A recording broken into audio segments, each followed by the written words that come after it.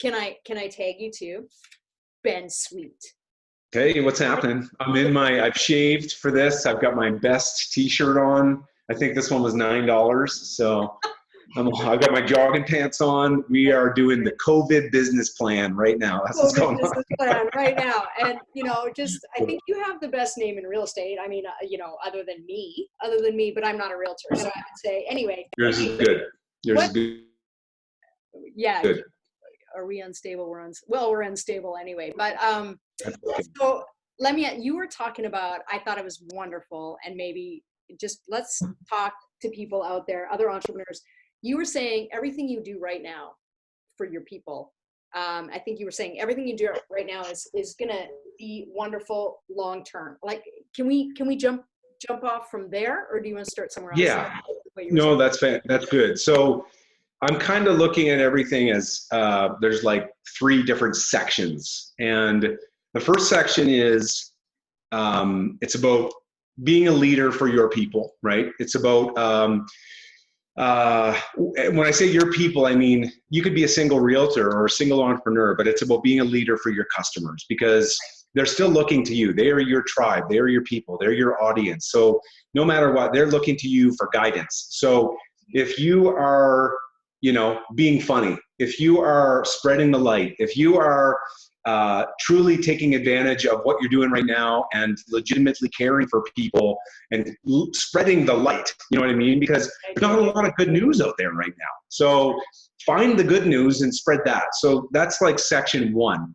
And so by doing that, you're also, you're lightening people's day, right? And people go to the light. They literally do. People go towards people. They're attracted to people who give a shit. They're attracted to people who care about other people, where they truly, honestly care. I'm not accidentally, but I'm intentionally ending every single conversation with, is there anything I can do to help you?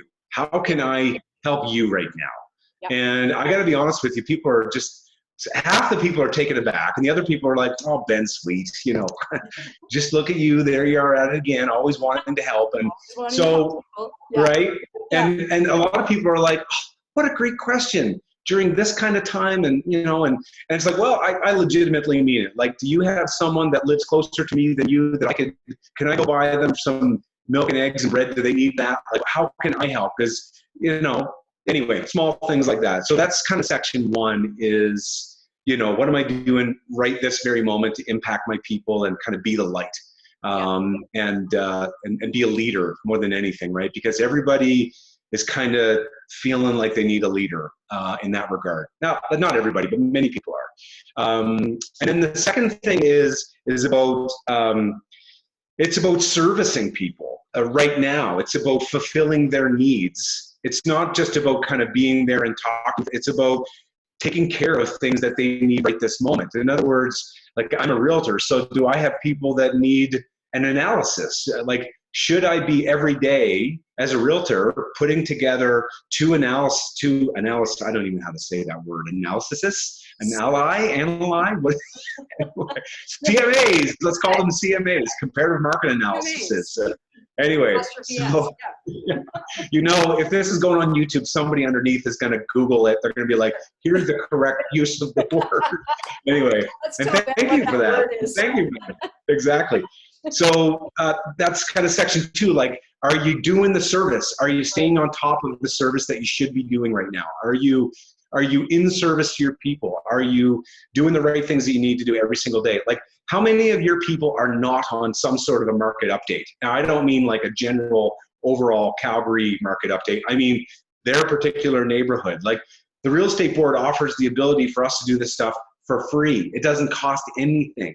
And so there's no reason why we shouldn't be making sure that every single one of our clients are doing this. And of course, as I'm saying this, I'm like, okay, which one of our clients is not on it? And I'm like, it's part of our protocol that anytime we have a new client that comes in, they get this market update. Again, it's free through CREB. You should be doing it. No reason you shouldn't. And it makes you look more professional. And the whole thing can be completely branded up. So, there's another type of thing. So being in service to your existing people. And part of that also means, for us, again, I'll just speak to realtors, but we can log into our back end and see what clients are doing. Like, Are they looking at properties? Are they actually entering the portal? What are they doing? What properties are they looking at? And you can reach out to them over text and email and phone and say, how's your search? Is there anything we need to change? Are you thinking you want to reduce your price now that whatever's going on? Or, now that interest rates are lower, are you interested in possibly bumping up your search by $50,000 or $100,000? How can I be of service to you? So being of service. And then the third part that's kind of the most important in my opinion is, and this is where people really, really drop the ball. This is a tremendous opportunity. Like what we're currently experiencing right now. Sorry, I'm getting the internet connections unstable. Can you hear me okay? You're good. Okay. Okay. So this is a tremendous opportunity right now for us to expand our existing market share. So let's say at last count, I don't know, maybe it was 5,200 or 49. I don't know how many realtors there are in Calgary right now. But I can promise you that over the next 3 months, if this thing lasts, longer than current projections or whatever, we're going to lose a lot of people, a lot of people. So it's kind of like if you're a realtor and you're in the business, you have a decision to make. Like now is the time when you need to decide, am I going to truly dig in and make stuff happen in my career and in my life and expand my business? Or am I going to kind of sit back on the back burner and, watch a little bit of extra Netflix and kind of just let the world, go to pot and, you know what I mean? Like, are you going to do that? Or are you going to double down and spend some concerted effort every single day to expand your business? Because I can't remember who it was, W. Clement Stone. So he created a massive insurance business during the Great Depression. And he went out and grew his business, created and grew his business during the worst possible time of all time. But he saw it as the greatest opportunity because nobody else was doing that. Nobody else was doubling their sales force during the worst possible economic time frame. It was the right thing to do. So I'm saying to you is right now is the right thing to do. Yesterday I spent probably half an hour texting with another agent about having him come on board with me. I don't know when we're going to start selling, 10 plus homes a month again. I don't know how long that's going to take. And I'm not saying I don't care, because of course I do, but that's not my focus. My focus, I know we're going to go right back to those numbers and much bigger, and looking forward to that. Yeah. But my focus right now is not what happens over the next 1, 2, 3 months. It's where are we going to be in 12, 18, 24, 36 months, because we're going to get that market share. And all those Calgary realtors that are watching this right now, I'm coming after you. I want your clients. A little bit of competition out there. Exactly. Yeah, that's right. So I'm really active right now. So every single day I'm putting in concerted time, energy, effort, and hours towards making sure that we are servicing our clients, expanding our business, finding cost-effective ways to be seen by cheapers, creepers. Like, this is the day and age of social media. And I have to admit, I have not been posting regularly, but I should be. And as someone who I've actually been really a lot more focused on implementing our next level stuff, as opposed to, dealing with right now. So again, it's about those 3 different things. But this is the time. This is the time to gain market share. This is the time to make plans, because we're going to lose a lot of realtors.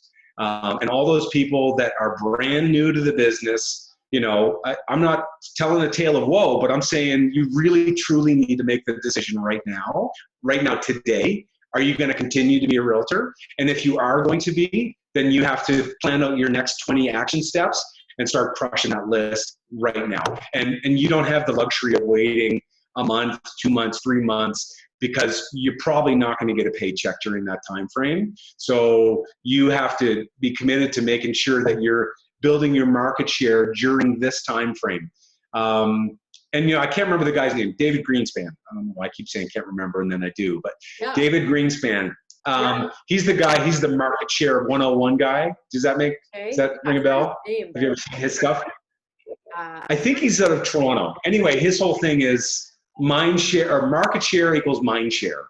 or something like that. But basically he's saying, look, like you have to get the mind share of your clients and of your audience to get the market share.